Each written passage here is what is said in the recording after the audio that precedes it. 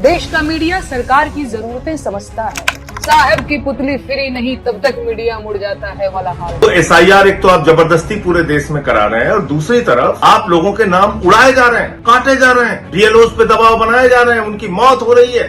हमारे प्रधानमंत्री जी तो फोन करके वॉर रुकवा देते हैं, फिर वो बांग्लादेश में हिंदुओं की हत्या चुपचाप क्यों देख रहे हैं? करीब करीब 4 करोड़ शहरी मतदाता कहाँ चले गए? कैसे उनके नाम जोड़े जाएंगे? जो कैटेगरी बनाई गई है उसमें कहा गया है 25 लाख वोट ऐसे हैं जिनके 2 जगह पे नाम है। इंदौर में जहरीले पानी से 14 लोगों की मौत के बाद गुजरात के गांधीनगर में भी लोग विषैले पानी से बीमार हो गए हैं। क्या इस घटना पर किसी सरकारी बाबा ने कोई बयान दिया? बांग्लादेश की हम कितनी भी आलोचना कर लें, हमारे अपने देश में भी अल्पसंख्यकों के साथ कोई बहुत बढ़िया व्यवहार नहीं हो रहा है। बांग्लादेश में जिस तरह से टारगेट करके हिंदुओं की नृशंस हत्या की जा रही है उससे भारत के लोग बेहद गुस्से में हैं। आखिर बांग्लादेश कौन होता है हिंदुओं की हत्या करने वाला? आजकल देश की जनता का ध्यान पाकिस्तान की तरफ कम है, जरूरत भी नहीं है। जब चुनाव बंगाल में है तो खबरों में पाकिस्तान क्यों होगा? खबरों में तो बांग्लादेश होगा। देश का मीडिया सरकार की जरूरतें समझता है। साहब की पुतली फ्री नहीं तब तक मीडिया मुड़ जाता है वाला हाल। भारतीय मीडिया की खबरों में बांग्लादेश छाया हुआ है और देश का बच्चा बच्चा जान चुका है कि बांग्लादेश में हिंदू सताए जा रहे हैं। तमाम सरकारी बाबा भी बांग्लादेश पर टिप्पणी करना शुरू कर चुके हैं। बांग्लादेश क्रिकेट टीम के खिलाड़ी निशाने पर हैं और शाहरुख खान भी बख्शे नहीं जा रहे। यानी हिंदुत्व, राष्ट्रवाद, बॉलीवुड और क्रिकेट चारों एलिमेंट सक्रिय किए जा चुके हैं। जाहिर है भाजपा की तरफ से बंगाल चुनाव की तैयारियां शुरू हो गई हैं। बांग्लादेश हमारा नजदीकी पड़ोसी देश है जिसका आकार, अर्थव्यवस्था और आबादी हमसे कई गुना कम। भारत के ही अनेक राज्य बांग्लादेश से बड़े। भारत सैन्य क्षमता से लेकर अंतर्राष्ट्रीय संबंधों में भी बांग्लादेश से कई गुना बेहतर है। कुल मिलाकर हम जब चाहे तब बांग्लादेश को दबाव में ला सकते हैं। लेकिन कितनी अजीब बात है ना, हिंदुओं की शुभचिंतक समझे जाने वाली भाजपा सरकार इस मुद्दे पर बांग्लादेश से सख्ती से पेश नहीं आ रही है। आखिर क्यों? हमारे प्रधानमंत्री जी तो फोन करके वॉर रुकवा देते हैं, फिर वो बांग्लादेश में हिंदुओं की हत्या चुपचाप क्यों देख रहे हैं? क्या उन्हें इससे कोई फर्क नहीं पड़ रहा या ये हत्याएं होने दी जा रही? सोचिए इन हत्याओं से भारत की सियासत पर क्या असर पड़ेगा? भारत की बहुसंख्यक आबादी का ध्रुवीकरण किसे फायदा पहुंचाएगा? अच्छा बताइए, मध्य प्रदेश इंदौर में जहरीले पानी से 14 लोगों की मौत के बाद गुजरात के गांधीनगर में भी लोग विषैले पानी से बीमार हो गए हैं। क्या इस घटना पर किसी सरकारी बाबा ने कोई बयान दिया? क्या इंदौर में जहरीले पानी से हिंदू नहीं मरे? मुझे बताइए, क्या उत्तराखंड की अंकिता भंडारी हिंदू नहीं थे? किसने मारा उसे? रायबरेली में पीट कर मारे गए हरिओम वाल्मीकि हिंदू थे या नहीं? उन्हें किसने मारा? भगदड़ों से लेकर ट्रेन दुर्घटनाओं तक में जो सैकड़ों लोग मर रहे हैं, क्या वो हिंदू नहीं थे? विमान दुर्घटना में कितने हिंदू मारे गए, गिना कभी? सरकार ने इन मौतों की जिम्मेदारी क्यों नहीं ली? मिलावटी खाने और नकली दवाइयों से होने वाली मौतें क्या सरकार की मिली भगत से होने वाली हत्याएं नहीं है? बताइए, हर साल कितने हिंदू दम तोड़ते हैं? देश में कैंसर के मरीजों की बाढ़ कैसे आ गई? कभी पूछा किसी ने? बांग्लादेश की हम कितनी भी आलोचना कर लें, हमारे अपने देश में भी अल्पसंख्यकों के साथ कोई बहुत बढ़िया व्यवहार नहीं हो रहा है। टारगेट करके उनके घर गिराए जा रहे हैं, उनके त्योहारों पर तोड़फोड़ की जा रही है, मॉब लिंचिंग की जा रही है, बिना ट्रायल 5-5 साल तक जेल में रखा जा रहा है। क्या ये सब ठीक है? घर की दीवारों को अलग अलग करने से क्या घर मजबूत होगा? कभी सोचा है ये धर्म और जाति के आधार पर अलग अलग बर्ताव करने वाले नेता देश को कितना कमजोर कर रहे हैं?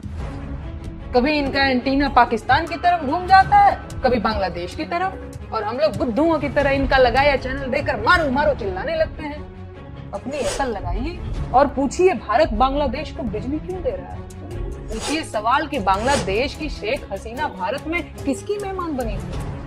ढंग के सवाल पूछ लीजिए, खुद समझ आ जाएगा कि भारत का मीडिया बांग्लादेश को कवर क्यों कर रहा है और बंगाल चुनाव के बाद क्यों बांग्लादेश मोदी मीडिया की खबरों से बाहर हो गया है। तो भैया मेरे, कठपुतलियां मत बनिए, जॉम्बी मत बनिए। जय हिंद साथियों, उत्तर प्रदेश की मतदाता सूची का आंकड़ा सामने आ गया है और करीब करीब 2,90,00,000 वोट मतदाता सूची से काटे गए हैं। लेकिन ये बहुत ही आश्चर्यजनक बात है, अचंभित करने वाली बात है और बहुत हैरान करने वाली बात है कि इतने बड़े पैमाने पर उत्तर प्रदेश में वोट काटे गए हैं। राज्य निर्वाचन आयोग यानी कि जो ग्रामीण क्षेत्रों में चुनाव कराता है, बीडीसी के, जिला पंचायत सदस्य के और ग्राम प्रधानों के चुनाव जो कराता है, उसने एक सूची तैयार की जिसमें कहा कि उत्तर प्रदेश में 12,70,00,000 वोट है। ध्यान से सुनिएगा, वो लिस्ट इसी साल में तैयार हुई है, दिसंबर के महीने में जारी हुई है और उस लिस्ट में राज्य निर्वाचन आयोग ने यानी कि जो ग्रामीण चुनाव कराए जाते हैं जिला पंचायत प्रधान और बीडीसी के,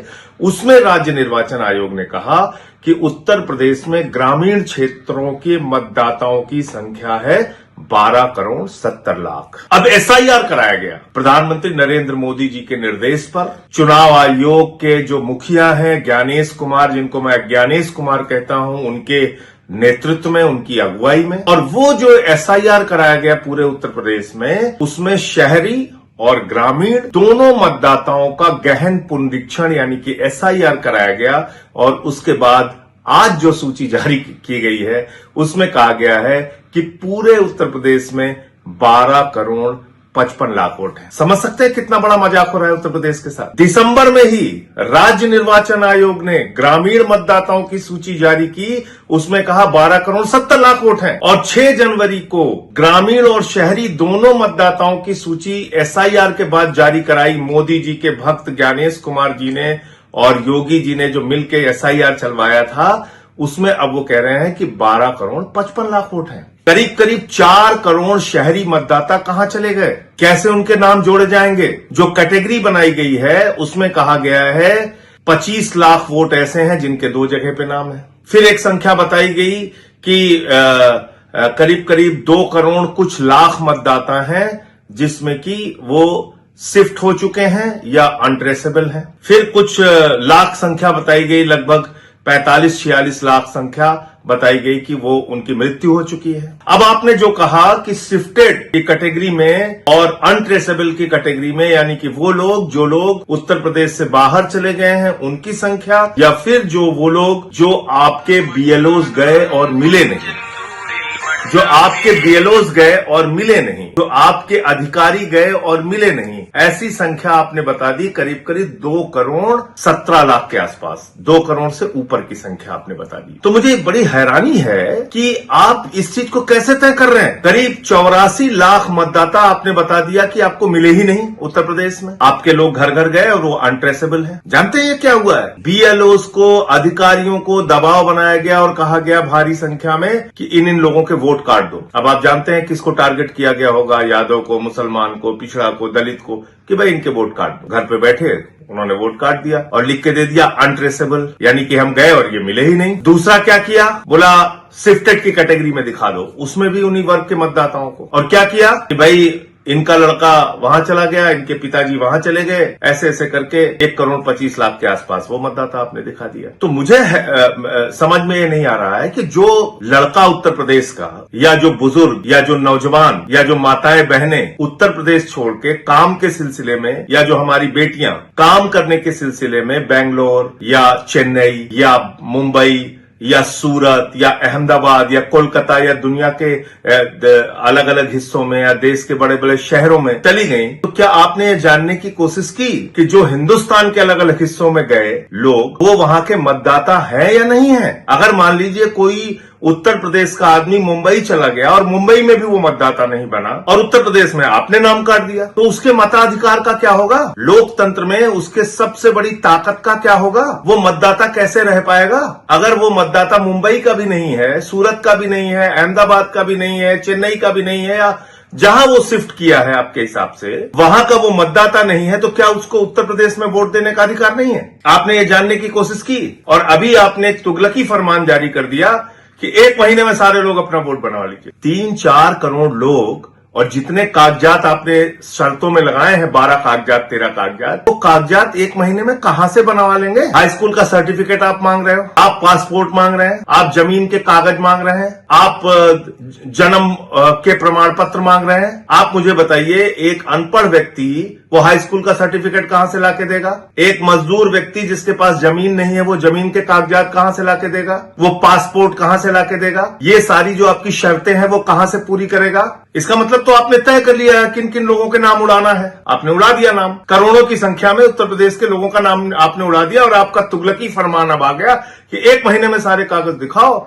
नहीं तो फिर आपके नाम नहीं जुड़ पाएंगे। ये आपने तमाशा बना रखा है, लोकतंत्र मजाक बना रखा है। एक SIR जिसको करने का संवैधानिक अधिकार ही चुनाव आयोग और ज्ञानेश कुमार जी को नहीं है, तो SIR एक तो आप जबरदस्ती पूरे देश में करा रहे हैं और दूसरी तरफ आप लोगों के नाम उड़ाए जा रहे हैं, काटे जा रहे हैं, BLOs पे दबाव बनाए जा रहे हैं, उनकी मौत हो रही है, कुछ भी हो रहा है। और उसी उत्तर प्रदेश के सरकारी कर्मचारी जो योगी आदित्यनाथ जी के अंडर में आते हैं, उनके अधीन आते हैं, उन्होंने राज्य निर्वाचन आयोग की ग्रामीण मतदाताओं की सूची तैयार की और उन्हीं उत्तर प्रदेश के सरकारी कर्मचारियों ने SIR की सूची तैयार की। तो दोनों में इतना बड़ा अंतर कैसे हो गया? कौन इसके लिए जवाबदेह है? कोई बोलेगा, कोई कुछ कहेगा? संसद में जाओ, वहां सुनवाई नहीं होती। सुप्रीम कोर्ट में जाओ, वहां तारीख पे तारीख पड़ती है। चुनाव आयोग है वो एक तरफा मनमानी कार्रवाई कर रहा है। तो मैं उत्तर प्रदेश में करीब करीब अभी तक हम लोगों के 6000 के आसपास BLAs बने हैं और संख्या में हम BLAs उत्तर प्रदेश में बनाने जा रहे हैं। मैं अपने सभी साथियों से कहना चाहता हूं कि ज्यादा से ज्यादा संख्या में उन लोगों के नाम खोजिए और पता कीजिए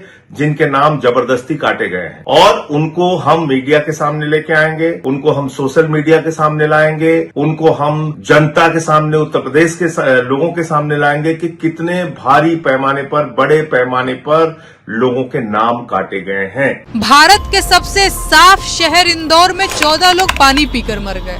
नेताजी से सवाल पूछा गया तो जवाब में घंटा मिला। पीने के पानी की ठीक से व्यवस्था। छोड़ो यार, तुम फोकट प्रश्न मत पूछो। नहीं फोकट नहीं, ये तो मैं तो वहाँ होकर आया हूँ। क्या घंटा हो गया है? बात क्या घंटा हो गया है? बात जी हाँ, उन्होंने यही जवाब दिया। फिर जब सरकार दबाव में आई तो मृतकों की जान की कीमत 2 लाख रुपए तय कर दी गई। 2-2 लाख का मुआवजा देने वाली सरकार के नेता क्या खुद 2 लाख रुपयों के बदले वही पानी पीने के लिए तैयार होंगे? बताइए कितने नेता पिएंगे वो पानी? और जो लोग सरकार का समर्थन कर रहे हैं क्या वो पिएंगे? सरकार 2 लाख देगी, बोलिए कितने लोग तैयार हैं? यही होता है जब आम जनता सरकार को अपना भगवान मान लेती है। यही होता है जब सरकार को एहसास हो जाता है कि उसकी कुर्सी कभी नहीं जाएगी। जी हाँ, जनता का यही हश्र होता है जब वो 5 किलो राशन पर बिक जाती है। मेरे खिलाफ बोलने वाले, मेरी आलोचना करने वाले पूछते हैं कि मुझे इस भाजपा सरकार से इतनी ज्यादा दिक्कत क्यों है? मैं इसका क्या जवाब दूं? इस सरकार में सांस लेना खतरनाक है, पानी पीना जानलेवा है, सवाल पूछना देशद्रोह है, नौकरी मांगना विद्रोह है, आदिवासियों की आवाज उठाना नक्सलवाद है, दलितों की आवाज उठाना सनातन का विरोध है, अल्पसंख्यकों की बात करने वाले पाकिस्तानी हैं, लोकतंत्र की बात करने वाले अर्बन नक्सल हैं। फिर भी सरकार कहती है कि ये अमृत काल